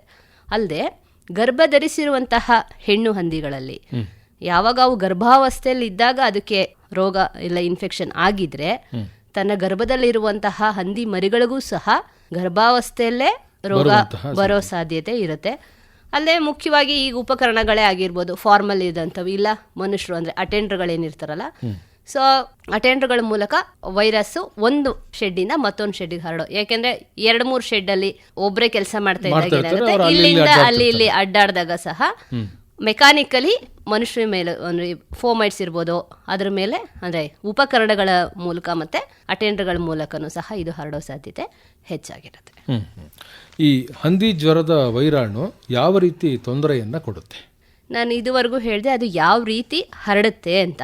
ಸೊ ಯಾವಾಗ ಒಂದು ಗಾಳಿ ಮೂಲಕ ಆಗಿರ್ಬೋದು, ಇಲ್ಲ ಕಲುಷಿತ ಈ ವೈರಾಣುವಿನಿಂದ ಕಲುಷಿತಗೊಂಡಂತಹ ನೀರು ಮತ್ತು ಆಹಾರ ಸೇವನೆಯಿಂದ ಬರುತ್ತೆ ಅಂತ. ಯಾವಾಗ ಈ ವೈರಾಣು ಪ್ರಾಣಿ ದೇಹನ ಪ್ರವೇಶ ಮಾಡುತ್ತೆ ಬೇರೆ ಬೇರೆ ಮೆಥಡಲ್ಲಿ, ಸೊ ಅದು ಫೈನಲಿ ಏನಾಗುತ್ತೆ, ಅದು ರಕ್ತನ ಸೇರ್ಕೊಳ್ಳುತ್ತೆ. ಸೊ ರಕ್ತದ ಮೂಲಕ ಅದು ದೇಹದ ಬೇರೆ ಬೇರೆ ಅಂಗಗಳಿಗೆ ಹೋಗುತ್ತೆ. ಆ ಅಂಗಗಳಲ್ಲಿ ಅದು ತನ್ನದೇ ಆದಂತಹ ಪ್ರಭಾವನ ಬೀರಿ ಅಲ್ಲಿ ಡ್ಯಾಮೇಜ್ ಮಾಡುತ್ತೆ. ಈ ವೈರಾಣುವಿನ ಮುಖ್ಯವಾದ ಲಕ್ಷಣ ಏನು ಅಂತಂದರೆ ಇದು ರಕ್ತನಾಳಗಳಿಗೆ ಡ್ಯಾಮೇಜ್ ಮಾಡುತ್ತೆ. ರಕ್ತನಾಳಗಳಿಗೆ ತೊಂದರೆ ಉಂಟು ಮಾಡಿದಾಗ ಏನಾಗುತ್ತೆ, ಅಲ್ಲಲ್ಲಿ ರಕ್ತಸ್ರಾವ ಉಂಟಾಗುತ್ತೆ. ಸೊ ರಕ್ತಸ್ರವಿಕೆ ರಕ್ತಸ್ರಾವ ಆಗೋದೇ ಈ ಒಂದು ರೋಗದ ಮುಖ್ಯವಾದ ಲಕ್ಷಣ. ಅಲ್ಲದೆ ಏನು ಮಾಡುತ್ತೆ, ಈ ವೈರಾಣು ಬಿಳಿ ರಕ್ತ ಕಣಗಳನ್ನ ನಾಶ ಮಾಡುತ್ತೆ. ಈ ಬಿಳಿ ರಕ್ತ ಕಣಗಳು ಏನಕ್ಕೆ ಬೇಕು ಅಂದರೆ ಯಾವುದೇ ಒಂದು ಸೂಕ್ಷ್ಮಾಣು ಜೀವಿಗಳು ಮನುಷ್ಯರಾಗಿರ್ಬೋದು ಪ್ರಾಣಿ ದೇಹನ ಪ್ರವೇಶ ಮಾಡಿದಾಗ ಅದ್ರ ವಿರುದ್ಧ ಹೋರಾಡೋದೇ ಬಿಳಿ ರಕ್ತ ಕಣಗಳು. ಯಾವಾಗ ಈ ಬಿಳಿ ರಕ್ತ ಕಣಗಳನ್ನ ನಾಶಪಡಿಸುತ್ತೆ ಆವಾಗ ಬೇರೆ ಸೋಂಕು ಬ್ಯಾಕ್ಟೀರಿಯಾದಿಂದ ಉಂಟಾಗುವಂಥ ಸೋಂಕು ಅಂತಹ ಸಾಧ್ಯತೆ ಹೆಚ್ಚಾಗಿರುತ್ತೆ. ಹಾಗಾಗಿ ಇಂಥ ಪ್ರಾಣಿಗಳಲ್ಲಿ ರೋಗ ನಿರೋಧಕ ಶಕ್ತಿ ಕಡಿಮೆ ಆಗುತ್ತೆ. ಸೊ ಈ ರೀತಿ ಅದು ತನ್ನದೇ ಆದಂತಹ ಪ್ರಭಾವನ ಬೀರುತ್ತೆ. ಇನ್ನು ಈ ಹಂದಿ ಜ್ವರದ ಲಕ್ಷಣಗಳು ಹೇಗಿರುತ್ತೆ? ಹಂದಿ ಜ್ವರದ ಲಕ್ಷಣಗಳು ಹೆಸರೇ ಹೇಳೋ ಥರ ಜ್ವರ ಇರುತ್ತೆ. ಇದು ರೋಗದ ಲಕ್ಷಣಗಳು ಆ ವೈರಾಣುವಿಗೆ ರೋಗ ಉಂಟು ಮಾಡುವಂತಹ ಶಕ್ತಿ ಎಷ್ಟರ ಮಟ್ಟಿಗಿದೆ ಅನ್ನೋದ್ರ ಮೇಲೆ ಲಕ್ಷಣಗಳು ಸಹ ಬೇರೆ ಬೇರೆ ಆಗುತ್ತೆ. ಸೊ ರೋಗ ಉಂಟು ಮಾಡೋ ಶಕ್ತಿ ಜಾಸ್ತಿ ಇದ್ದಾಗ ಏನಾಗುತ್ತೆ, ಅದನ್ನ ಅತಿ ತೀವ್ರ ಸ್ವರೂಪದಂತ ಹೇಳ್ತೀವಿ. ಅವಾಗ ಇದಕ್ಕಿದ್ದಂಗೆ ಸತ್ತು ಹೋಗುತ್ತೆ. ಅದು ಕೆಲವೊಂದು ಸಲ ಲಕ್ಷಣಗಳನ್ನೇ ತೋರಿಸಲ್ಲ. ಹಾಗಾಗಿ ಸಾವನ್ನಪ್ಪೋದು ತುಂಬ ಕಾಮನ್ ಇರುತ್ತೆ, ತುಂಬ ತೀವ್ರತೆ ಜಾಸ್ತಿ ಇದ್ದಾಗ. ಅದಕ್ಕಿಂತ ಸ್ವಲ್ಪ ತೀವ್ರತೆ ಕಡಿಮೆ ಆಗಿತ್ತು ಅಂದಾಗ ಅಂಥ ಒಂದು ಪ್ರಾಣಿಗಳಲ್ಲಿ ಮುಖ್ಯವಾಗಿ ಜ್ವರ ಕಂಡು ಬರುತ್ತೆ. ಆ ಜ್ವರದಿಂದ ಏನಾಗುತ್ತೆ, ಅದು ಆಹಾರ ಏನೂ ತಿನ್ನಲ್ಲ, ಮಂಕಾಗಿರುತ್ತೆ, ಒಂದು ಮೂಲೆಯಲ್ಲಿ ಹೋಗಿ ನಿಂತು ಬಿಡುತ್ತೆ. ಯಾವುದೇ ಪ್ರಾಣಿ ಆಗಲಿ, ಒಂದು ಹಿಂಡಲ್ಲಿರುವಂತಹ ಪ್ರಾಣಿಗೆ ತನಗೆ ಹುಷಾರಿಲ್ಲ ಅಂದಾಗ ಏನು ಮಾಡುತ್ತೆ, ಅದು ಸಪ್ರೇಟಾಗಿ ಹೋಗಿ ನಿಂತ್ಕೊಳ್ಳುತ್ತೆ. ಅದು ಮುಖ್ಯವಾದ ಲಕ್ಷಣ. ಅಲ್ಲದೆ ಏನಾಗುತ್ತೆ, ಸಪ್ರೇಟಾಗಿ ನಿಂತ್ಕೊಳ್ಳುತ್ತೆ, ಅದು ಮೂವ್ ಆಗಲ್ಲ. ಅಂದರೆ ನಡೆಯೋಕ್ಕೂ ತುಂಬ ಕಷ್ಟಪಡ್ತಾ ಇರುತ್ತೆ. ನಾವು ತುಂಬ ಫೋರ್ಸ್ ಮಾಡಿ ನಡೆಯೋಕ್ಕೆ ಏನಾದರೂ ಒತ್ತಡ ಹಾಕಿದಾಗ ಏನಾಗುತ್ತೆ, ಅದು ಹಿಂದಿನ ಭಾಗ ಏನಾಗುತ್ತಲ್ವ ಒಯ್ದಾಡುತ್ತೆ. ಅಲ್ಲದೆ ಕೆಲವೊಂದು ಸಲ ಅವು ಬೆಡ್ಡಿಂಗ್ ಮೆಟೀರಿಯಲ್ ಇದ್ದರೆ ಅದ್ರ ಕೆಳಗೋಗಿ ಮಲಗೋದಾಗಿರ್ಬೋದು, ಇಲ್ಲ ತುಂಬ ಇತ್ತು ಅಂತಂದರೆ ಒಂದ್ರ ಮೇಲೊಂದು ಮಲಗೋದಾಗಿರ್ಬೋದು. ಆ ಎಲ್ಲ ಲಕ್ಷಣಗಳಿರುತ್ತೆ. ಕೆಲವೊಂದು ಸಲ ಮೋಷನ್ ಪಾಸ್ ಮಾಡೋಕೆ ಕಷ್ಟಪಡ್ಬೋದು, ಇಲ್ಲ ಕೆಲವೊಂದು ಸಲ ಬೇದಿನೂ ಆಗಬಹುದು. ಮುಖ್ಯವಾಗಿ ಅಲ್ಲಲ್ಲಿ ನಾ ಹೇಳಿದ್ನಲ್ಲ, ರಕ್ತ ನಾಳಗಳಿಗೆ ಇದು ತೊಂದರೆ ಉಂಟು ಮಾಡೋದ್ರಿಂದ ಅಲ್ಲಲ್ಲಿ ರಕ್ತ ಸ್ರವಿಕೆ ಕಂಡು ಬರುತ್ತೆ. ಅಲ್ಲದೆ ಕಣ್ಣಿಂದ ನೀರು ಬರ್ತಾ ಇರುತ್ತೆ. ಇನಿಷಿಯಲ್ ಸ್ಟೇಜಸ್ ಅಲ್ಲಿ ಕಣ್ಣಿಂದ ನೀರು ಬರುತ್ತೆ. ಸ್ವಲ್ಪ ಸಮಯದ ನಂತರ ಅದು ಗೀಚ್ ಕಟ್ಟುತ್ತೆ. ಪಿಸ್ರು ಅಂತ ಹೇಳ್ತೀವಲ್ವ ನಾವು, ಆ ಥರ ಗೀಚ್ ಕಟ್ಟುತ್ತೆ. ಆ ಗೀಚ್ ಕಟ್ಟಿದಾಗ ಏನಾಗುತ್ತೆ, ಅದು ಒಣಗೋದಾಗ ಆ ರೆಪ್ಪೆಗಳೆಲ್ಲ ಅಂಟ್ಕೊಳ್ಳುತ್ತೆ. ಇನ್ನೊಂದು ಮುಖ್ಯವಾದ ಲಕ್ಷಣ ಏನು ಅಂತಂದ್ರೆ, ಚರ್ಮದ ಬಣ್ಣ ನೀಲಿ ಬಣ್ಣಕ್ಕೆ ತಿರುಗುತ್ತೆ. ಈ ಒಂದು ನೀಲಿ ಬಣ್ಣ ಮುಖ್ಯವಾಗಿ ಹೊಟ್ಟೆ ಭಾಗದಲ್ಲಿ ಕಂಡು ಬರುತ್ತೆ. ಇವಷ್ಟೇ ಅಲ್ಲದೆ ಮುಖ್ಯವಾಗಿ ಏನು ಮಾಡುತ್ತೆ, ಈ ಒಂದು ವೈರಾಣು ರಿಪ್ರೊಡಕ್ಟಿವ್ ಸಿಸ್ಟಮ್ನ ಅಫೆಕ್ಟ್ ಮಾಡುತ್ತೆ. ಏನು ಸಂತಾನೋತ್ಪತ್ತಿ ಕ್ರಿಯೆನ ಅಫೆಕ್ಟ್ ಮಾಡೋದ್ರಿಂದ ಏನಾಗುತ್ತೆ, ಗರ್ಭಾವಸ್ಥೆಯಲ್ಲಿ ಇರುವಂತಹ ಹಂದಿಗಳಲ್ಲಿ ಅದು ಗರ್ಭಪಾತ ಆಗೋ ಸಾಧ್ಯತೆ ಇರುತ್ತೆ. ಇಲ್ಲ ಕೆಲವೊಂದು ಸಲ ಅದು ಮರಿ ಹಾಕ್ತಾನೆ ಸತ್ತು ಹೋಗಿರೋ ಮರಿಗಳನ್ನ ಹಾಕ್ಬೋದು. ಇಲ್ಲ ನಂಬರ್ ಆಫ್ ಡೆತ್ ಆಗೋ ಸಾಧ್ಯತೆ ಜಾಸ್ತಿ ಇರುತ್ತೆ. ಇಲ್ಲ ಅಂತಂದ್ರೆ ಅಂಥ ಮರಿಗಳಲ್ಲಿ ಕಾಂಜೆನಿಟಲ್ ಅಬ್ನಾರ್ಮಿಟೀಸ್ ಅಂತ ಹೇಳ್ತೀವಿ, ಹುಟ್ಟುತ್ತಾನೆ ನ್ಯೂನತೆಗಳು ಕಂಡು ಬರುತ್ತೆ. ಅಲ್ಲದೆ ಇದು ನರ್ವಸ್ ಸಿಸ್ಟಮ್ ಏನು ಹೇಳಿದ್ನಲ್ಲ, ನರವ್ಯೂಹನ ಅಫೆಕ್ಟ್ ಮಾಡೋದ್ರಿಂದ ಕೆಲವೊಂದ್ಸಲ ಅಂಥ ಪ್ರಾಣಿಗಳಲ್ಲಿ ಸುಸ್ತಿರುತ್ತೆ, ಅಸಮತೋಲನ ಇರುತ್ತೆ, ಇನ್ಕೋರ್ಡಿನೇಷನ್ ಅಂತ ಹೇಳ್ತೀವಿ ಅದನ್ನ. ಅಲ್ಲದೆ ಮಾಂಸಖಂಡಗಳ ನಡುಕ ಇರುತ್ತೆ. ಸೊ ಈ ಎಲ್ಲ ಇವು ಕಂಡು ಬರುತ್ತೆ. ಕೆಲವೊಂದ್ಸಲ 7ರಿಂದ 10 ದಿನದೊಳಗೆ ಸಾವು ಕೂಡ ಸಂಭವಿಸೋ ಜಾಸ್ತಿ ಇರುತ್ತೆ. ಅಲ್ಲದೆ ಈ ವೈರಸ್ಸು ರಕ್ತನಾಳಗಳನ್ನ ಬ್ಲಾಕ್ ಮಾಡೋದ್ರಿಂದ ಏನಾಗುತ್ತೆ, ಕೆಲವೊಂದು ಭಾಗಗಳಿಗೆ ಅಂಗಗಳಿಗೆ ರಕ್ತದ ಸಂಚಲನ ಆಗೋದಿಲ್ಲ. ಅವಾಗ ಏನಾಗುತ್ತೆ, ಅದನ್ನ ನೆಕ್ರೋಸಿಸ್ ಅಂತ ಹೇಳ್ತೀವಿ. ಅಂದ್ರೆ ಜೀವಂತವಾಗಿರೋ ಪ್ರಾಣಿ ದೇಹದಲ್ಲಿ ಕೆಲವೊಂದು ಭಾಗಗಳು ಸತ್ತು ಹೋದಾಗ ಆಗುತ್ತೆ, ಅದನ್ನ ನೆಕ್ರೋಸಿಸ್ ಅಂತೀವಿ. ಆ ಒಂದು ಲೀಷನ್ಸು ಕಾಮನ್ ಆಗಿ ಟಿಪ್ ಆಫ್ ದಿ ಇಯರ್ಸ್ ಆಗಿರ್ಬೋದು, ಮಡ್ಲಲ್ಲಾಗಿರ್ಬೋದು, ಇಲ್ಲ ಬಾಲದಲ್ಲಾಗಿರ್ಬೋದು, ಇಲ್ಲೆಲ್ಲ ಕಂಡು ಬರುತ್ತೆ. ಸೊ ಇದು ಮುಖ್ಯವಾಗಿರೋಂತಹ ಈ ಎಲ್ಲ ಲಕ್ಷಣಗಳ ಕಂಡು ಬರುತ್ತೆ. ಅಲ್ಲದೆ ಕೆಲವೊಂದ್ಸಲ ತೀವ್ರತೆ ಇದಕ್ಕಿಂತ ಕಡಿಮೆ ಆಯಿತು ಅಂದಾಗ ಏನಾಗುತ್ತೆ, ಅನಿಮಲ್ದು ಒಂದು ದೇಹದ ಕಂಡೀಷನು ಕಡಿಮೆ ಆಗುತ್ತೆ, ಬೆಳವಣಿಗೆ ಕುಂಠಿತ ಆಗುತ್ತೆ. ಇವೆಲ್ಲ ಏನು ಅಂದರೆ ಪರಕ್ಯೂಟಲ್ಲಿ ಡೆತ್ ಸಾವನ್ನಪ್ಪುತ್ತೆ, ಮತ್ತು ಏನು ಅಕ್ಯೂಟ್ ಸ್ಟೇಜ್ ಅಂತ ಹೇಳೋದ್ನಲ್ಲ ಅದರಲ್ಲೂ ಸಾವನ್ನಪ್ಪುತ್ತೆ. ಈ chronically over a period of time ಅನಿಮಲ್ದು ಬಾಡಿ ಕಂಡೀಷನ್ನು ಕಡಿಮೆ ಆಗುತ್ತೆ, ಬೆಳವಣಿಗೆ ಕುಂಠಿತ ಆಗುತ್ತೆ. ಅಲ್ಲೂ ಸಹ ಸಂತಾನೋತ್ಪತ್ತಿ ಕ್ರಿಯೆಯಲ್ಲಿ ನ್ಯೂನತೆ ಕಂಡು ಬರುತ್ತೆ. ತುಂಬ ಕ್ರಾನಿಕ್ ಆಗಿದ್ದಾಗ ಏನಾಗುತ್ತೆ, ಕೆಲವೊಂದ್ಸಲ ತುಂಬ ಸ್ಟ್ರೆಸ್ ಆಗೋದ್ರಿಂದ ಏನಾಗುತ್ತೆ, ಸಾವು ಸಂಭವಿಸೋ ಸಾಧ್ಯತೆ ಹೆಚ್ಚಾಗಿರುತ್ತೆ. ಈ ಎಲ್ಲ ಲಕ್ಷಣಗಳು ಕೂಡ ಈ ಹಂದಿ ಜ್ವರ ಬಂದಂತಹ ಸಂದರ್ಭದಲ್ಲಿ ಹಂದಿಗಳು ತೋರ್ಪಡಿಸುತ್ತೆ. ಇನ್ನು ಜ್ವರ ಬಂದಂತಹ ಸಂದರ್ಭದಲ್ಲಿ ಇದೇ ರೋಗ ಅಂತ ಹೇಳಿ ನಿರ್ಧಾರ ಮಾಡುವಂಥದ್ದು ಹೇಗೆ, ಮತ್ತೆ ಅದಕ್ಕೆ ಏನು ಚಿಕಿತ್ಸೆಯನ್ನ ನೀಡ್ತೀರಿ? ಮುಖ್ಯವಾಗಿ ನಾನು ಹೇಳಿದ್ನಲ್ಲ, ಇದುವರೆಗೂ ಏನು ಇಷ್ಟೆಲ್ಲ ಲಕ್ಷಣಗಳು ಹೇಳಿದ್ನಲ್ಲ, ಈ ಎಲ್ಲ ಲಕ್ಷಣಗಳ ಆಧಾರದ ಮೇಲೆ ಹಂದಿ ಜ್ವರ ಇರಬಹುದು ಅಂತ ನಾವು ಹೇಳ್ತೀವಿ. ಸೊ ಫೀಲ್ಡ್ ಲೆವೆಲಲ್ಲಿ ನಾವು ಹಂದಿ ಜ್ವರನೇ ಅಂತ ಹೇಳಬೇಕು ಅಂದರೆ ಅದನ್ನು ಪ್ರಯೋಗಾಲಯದಲ್ಲಿ ಸ್ಯಾಂಪಲ್ ತಗೊಂಡು ನಾವು RT-PCR ಮಾಡೋದ್ರ ಮೂಲಕ ದೃಢೀಕರಿಸ್ತೀವಿ. ಅಲ್ಲದೆ ಕೆಲವೊಂದ್ಸಲ ಮರಣೋತ್ತರ ಪರೀಕ್ಷೆ, ಈಗ ಕೆಲವೊಂದು ಬದುಕಿರ್ತವೆ, ಕೆಲವೊಂದು ಸತ್ತೋಗಿರ್ತವೆ ಅಂದಾಗ ಮರಣೋತ್ತರ ಪರೀಕ್ಷೆಯಲ್ಲಿ ಇರುವಂತಹ ಲಕ್ಷಣಗಳ ಆಧಾರದ ಮೇಲೂ ಸಹ ನಾವು ಈ ಒಂದು ರೋಗದ ನಿರ್ಧಾರಣ ಮಾಡ್ಬೋದು. ನಾನು ಹೇಳ್ದಂಗೆ ಮುಖ್ಯವಾಗಿ ಕೆಲವೊಂದು ಅಂಗಗಳಲ್ಲಿ ರಕ್ತಸ್ರಾವ ಕಂಡುಬರುತ್ತೆ. ಈ ರಕ್ತಸ್ರಾವ ಮುಖ್ಯವಾಗಿ ದುಗ್ಧ ಗ್ರಂಥಿಗಳ ಮೇಲಾಗಿರ್ಬೋದು, ಇಲ್ಲ ಮೂತ್ರಪಿಂಡಗಳ ಮೇಲಾಗಿರ್ಬೋದು. ಸೊ ಈ ಮೂತ್ರಪಿಂಡಗಳ ಮೇಲಿರೋದು ಮತ್ತೆ ಕರುಳುಗಳಲ್ಲಿ ಅಲ್ಲಲ್ಲಿ ಕೆಲವೊಂದ್ಸಲ ಬಟನ್ ಶೇಪ್ಡ್ ಅಲ್ಸರ್ಸ್ ಆಗಿರುತ್ತೆ. ಅಲ್ಲೇ ಕೆಲವೊಂದ್ಸಲ ಸ್ಪ್ಲೀನಲ್ಲಿ ಆಗಿರ್ಬೋದು, ಅಲ್ಲೆಲ್ಲ ಇನ್ಫಾಕ್ಷನ್ಸ್ ಆಗಿರುತ್ತೆ. ನಾ ಹೇಳಿದ್ನಲ್ಲ, ಸೊ ರಕ್ತದ ಸಂಚಲನ ಅಫೆಕ್ಟ್ ಆಗೋದ್ರಿಂದ ಈ ಎಲ್ಲ ಲೀಜನ್ಸ್ ಕಂಡುಬರುತ್ತೆ. ಮುಖ್ಯವಾಗಿ ಈ ಎಲ್ಲ ಒಂದು ರೋಗದ ಲಕ್ಷಣಗಳ ಆಧಾರದ ಮೇಲೆ ಮತ್ತೆ ಮರಣೋತ್ತರ ಪರೀಕ್ಷೆಯ ಆಧಾರದ ಮೇಲೆ ಅಲ್ಲೇ ಪ್ರಯೋಗಾಲಯದಲ್ಲಿ ಸೊ ಇವು ನಾವು ರೋಗದ ನಿರ್ಧಾರಣ ಮಾಡಬಹುದು. ಚಿಕಿತ್ಸೆ ಏನಿರುತ್ತೆ ಇದಕ್ಕೆ? ಚಿಕಿತ್ಸೆ ಕೆಲವೊಂದ್ಸಲ ಹೇಳಿದ್ನಲ್ಲ, ಪರ್ಅಕ್ಯೂಟ್ ಕೇಸಸ್ ಏನು ಅಂದರೆ ಸಡನ್ ಆಗಿ ಸತ್ತೋಗೋ ಸಾಧ್ಯತೆ ಹೆಚ್ಚಾಗಿರೋದ್ರಿಂದ ನಾವು ಆದಷ್ಟು ಪ್ರಿವೆನ್ಷನ್ ಮಾಡಿದ್ರೇ ಒಳ್ಳೆಯದು. ಇಲ್ಲ ಯೂಶಲಿ ನೀವು ಪಶುವೈದ್ಯಾಧಿಕಾರಿಗಳನ್ನ ಮೀಟ್ ಮಾಡಿದ್ರೆ ತಕ್ಷಣ ಅವರಿಗೆ ನೆಗ್ಲೆಕ್ಟ್ ಮಾಡದೆ, ಒಂದಕ್ಕೇನೋ ಆಗಿದೆ, ಯಾಕೋ ಜೂಬುರಿಸ್ತಾ ಇದೆ, ನಿಂತ್ಕೊಂಡಿದೆ, ಮೈಯಲ್ಲೆಲ್ಲ ರಕ್ತಸ್ರಾವ ಕಾಣಿಸ್ತಾ ಇದೆ ಅಂದರೆ ಅದನ್ನು ಅಸಡ್ಡೆ ಮಾಡದೆ ಆದಷ್ಟು ಬೇಗ ನೀವು ಪಶುವೈದ್ಯಾಧಿಕಾರಿಗಳಿಗೆ ತೋರಿಸಿ ಸೂಕ್ತ ಚಿಕಿತ್ಸೆ ಕೊಡಿಸಿದ್ರೆ ಒಳ್ಳೆಯದು. ಇನ್ನು ಈ ರೋಗದ ನಿಯಂತ್ರಣ ಮಾಡುವಂಥದ್ದು ಹೇಗೆ ಮತ್ತು ಅದನ್ನು ತಡೆಯುವಂಥದ್ದು ಹೇಗೆ? ಒಂದು ತಡೆಯೋದು ಅಂತಂದರೆ ಬರೋಕ್ಕೂ ಮುಂಚೆ ನಾವೇನೆಲ್ಲ ಪ್ರಿಕಾಷನ್ಸ್ ತಗೋಬೇಕು ಅದನ್ನ ರೋಗದ ತಡೆಗಟ್ಟುವಿಕೆ ಅಂತ ಹೇಳ್ತೀವಿ. ನಿಯಂತ್ರಣ ಅಂದ್ರೆ ಆಲ್ರೆಡಿ ರೋಗ ಬಂದ್ಬಿಟ್ಟಿದೆ, ಸೊ ಇನ್ನು ಕೆಲವೊಂದು ಪ್ರಾಣಿಗಳಿಗೆ ಆ ರೋಗ ಬಂದಿದೆ, ಬೇರೆ ಪ್ರಾಣಿಗಳಿಗೆ ಹರಡಬಾರದು. ಸೊ ಅದಕ್ಕೆ ನಾವೇನ್ ಮಾಡಬೇಕು ಅದನ್ನ ನಿಯಂತ್ರಣ ಅಂತ ಹೇಳ್ತೀವಿ. ಮುಖ್ಯವಾಗಿ ನಾವು ಕ್ವಾರಂಟೈನ್ ಅಂತ ಹೇಳ್ತೀವಿ. ಯಾವುದೇ ಆಗಲಿ ನಾವು ಹೊಸದಾಗಿ ಖರೀದಿ ಮಾಡಿದ್ರೆ ಅನಿಮಲ್ನ ಒಂದಷ್ಟು ದಿನಗಳ ಕಾಲ ಸಪರೇಟ್ ಆಗಿ ಇಡಬೇಕು. ಏನಕ್ಕೆ ಅಂದ್ರೆ ಕೆಲವೊಂದ್ಸಲ ನಾವು ಆರ್ಗನೈಸ್ಡ್ ಫಾರ್ಮ್ ಇಂದ ಏನಾದರೂ ನಾವು ಅನಿಮಲ್ಸ್ನ ಖರೀದಿ ಮಾಡಿದ್ರೆ ಅವರು ಅದರದೇ ಆದ ಹೆಲ್ತ್ ರೆಕಾರ್ಡ್ಸ್ನ ಮೇಂಟೈನ್ ಮಾಡ್ತಿರ್ತಾರೆ. ಅದು ಯಾವಾಗ ಹುಟ್ಟಿತು, ಅದು ವ್ಯಾಕ್ಸಿನೇಷನ್ ಆಗಿದೆಯೋ ಇಲ್ಲೋ, ಅದು ಜಂತುನಾಶಕ ಕೊಟ್ಟಿದೀವೋ ಇಲ್ಲೋ ಅಂತ ಸೂಕ್ತ ಮಾಹಿತಿ ಇರುತ್ತೆ. ಅದೇ ನಾವು ಸಂತೆಲ್ಲೋ ಬೇರೆ ಎಲ್ಲೋ ತುಂಬ ವೇಗ ಆಗಿರೋ ಕಡೆ ನಾವು ತಂದಾಗ ಏನಾಗುತ್ತೆ, ಅದ್ರ ಅನಿಮಲ್ ಬಗ್ಗೆ ನಮ್ಮ ಹತ್ರ ಯಾವುದೇ ರೆಕಾರ್ಡ್ಸ್ ಇರಲ್ಲ. ಯಾಕೆ ಅಂದರೆ ಯಾವುದೇ ಒಂದು ಸೂಕ್ಷ್ಮಾಣುಜೀವಿ, ಬ್ಯಾಕ್ಟೀರಿಯಾ ಆಗಿರ್ಬೋದು, ವೈರಸ್ ಆಗಿರ್ಬೋದು, ದೇಹ ಪ್ರವೇಶ ಮಾಡಿದ ತಕ್ಷಣ ಅದು ಕಾಯಿಲೆ ಉಂಟು ಮಾಡಲ್ಲ. ಅದು ತನ್ನದೇ ಆದ ಟೈಮ್ ತಗೊಳುತ್ತೆ. ಅದನ್ನು ನಾವು ಇನ್ಕ್ಯುಬೇಷನ್ ಪೀರಿಯಡ್ ಅಂತೀವಿ. ಎಂಟ್ರಿ ಆಗೋದ್ಮೇಲೆ ಪ್ಲಸ್ ಆ ರೋಗದ ಲಕ್ಷಣ ತೋರಿಸೋ ಟೈಮ್ ಇರುತ್ತಲ್ವಾ, ಆ ಟೈಮ್ ಗ್ಯಾಪು. ನಾವು ಹೊಸದಾಗಿ ತಂದಿದ್ದೀವಿ ಅನಿಮಲ್ಸ್ನ, ಅದರೊಳಗೆ ಯಾವುದೋ ಒಂದು ಸೂಕ್ಷ್ಮಾಣುಜೀವಿ ಇರಬಹುದು, ಆದ್ರೆ ರೋಗ ಲಕ್ಷಣ ಕಾಣಿಸ್ತಾ ಇಲ್ಲ ನಮಗೀಗ. ಅದಕ್ಕೋಸ್ಕರ ಏನು ಮಾಡಬೇಕು, ನಾವು ಅದನ್ನು ಸಪ್ರೇಟಾಗಿ ಇಡಬೇಕು. ಅವಾಗ ಇಟ್ಟಾಗ ಏನಾಗುತ್ತೆ, ಆ ಒಂದು ಟೈಮಲ್ಲಿ ಅದರೊಳಗೆ ಯಾವುದಾದ್ರು ಸೂಕ್ಷ್ಮಾಣುಜೀವಿ ಇದ್ದು ಅದರಿಂದ ಏನಾದರೂ ಇನ್ಫೆಕ್ಷನ್ ಇದ್ದರೆ ಅದು ಲಕ್ಷಣಗಳನ್ನ ತೋರ್ಸೋಕೆ ಶುರು ಮಾಡುತ್ತೆ. ಆವಾಗ ಸೊ ಅದಕ್ಕೆ ಟ್ರೀಟ್ಮೆಂಟ್ ಮಾಡಿಸಿ ಅದು ಫುಲ್ ಹುಷಾರಾದ್ಮೇಲೆ ಇರೋವಂತಹ ಪ್ರಾಣಿಗಳ ಜೊತೆ ಸೇರಿಸ್ಕೋಬೋದು. ಆ ರೀತಿ ನಾವು ಒಂದು ಹೊಸದಾಗಿ ತಂದಾಗ ಬರೋದನ್ನ ಅವಾಯ್ಡ್ ಮಾಡ್ಬೋದು. ಇನ್ನ ಕೆಲವೊಂದ್ಸಲ ಆಲ್ರೆಡಿ ಬಂದ್ಬಿಟ್ಟಿದೆ, ಕೆಲವೊಂದ್ಸಲ ಒಂದೇ ಸಲ ಎಲ್ಲದಕ್ಕೂ ಬಂದಿರಲ್ಲ. ಹೇಳದ್ನಲ್ಲ, ಸೊ ಯೂಶ್ವಲಿ ರೋಗಗ್ರಸ್ತ ಪ್ರಾಣಿಗಳು ಸಪ್ರೇಟಾಗಿ ಹೋಗ್ಬಿಟ್ಟು ಜೂಬಿಡ್ಸ್ಕೊಂಡು ನಿಂತ್ಕೊಂಡಿರುತ್ತೆ. ಅಂಥದ್ದನ್ನು ಫಸ್ಟು ಯಾರೇ ಆಗಲಿ ರೈತರು ಸುಮ್ಮನೆ ಸಾಕೋದಲ್ಲ, ಬೆಳಗ್ಗೆ ಒಂದ್ಸಲ ಸಂಜೆ ಒಂದ್ಸಲ ತಾವು ಸಾಕಿರೋ ಅನಿಮಲ್ಗಳನ್ನ ವೀಕ್ಷಿಸ್ಬೇಕು, ಅಬ್ಸರ್ವ್ ಮಾಡಬೇಕು. ಯಾಕಂದರೆ ಅವಕ್ಕೆ ಪಾಪ ಮಾತಾಡೋಕ್ಕೆ ಬಾಯಿ ಇಲ್ಲ, ನನ್ಗೆ ಜ್ವರ ಬಂದಿದೆ, ನನಗೆ ಹುಷಾರಿಲ್ಲ, ನೀನು ನೋಡು ಏನಾಗಿದೆ ಅಂತಂದು ಅಂತ. ನಾವೇನು ಮಾಡಬೇಕು, ಅದು ಒಂದು ರೆಸ್ಪಾನ್ಸಿಬಲ್ ಓನರ್ಶಿಪ್ಪು. ನಾವು ನೋಡ್ತಾ ಇರಬೇಕು, ಬೆಳಗ್ಗೆ ಒಂದ್ಸಲ ಸಂಜೆ ಒಂದ್ಸಲ ನೋಡಿದಾಗ ಏನಾಗುತ್ತೆ, ಅದರಲ್ಲಿ ಏನಾದ್ರು ಚೇಂಜಸ್ ಆಗಿದ್ರೆ ಗೊತ್ತೆ. ಹಾಗಾಗಿ ರೋಗಗ್ರಸ್ತ ಪ್ರಾಣಿಗಳನ್ನ ಸಪ್ರೇಟ್ ಆಗಿರ್ಬೇಕು. ಒಂದ್ಸಲ ತೋರಿಸ್ತಾ ಇದೆ ಅಂತಂದ್ರೆ ಸಪ್ರೇಟ್ ಆಗಿರ್ಬೇಕು.